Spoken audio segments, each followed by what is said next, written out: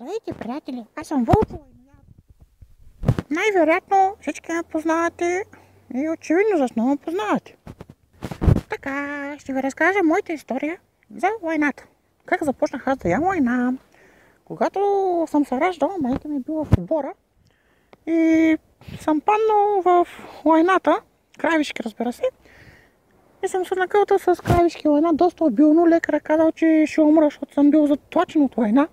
Обаче някак се аз оцелях и затова станах такъв изрод. Та от тогава аз ям война непрестанно, да знаете.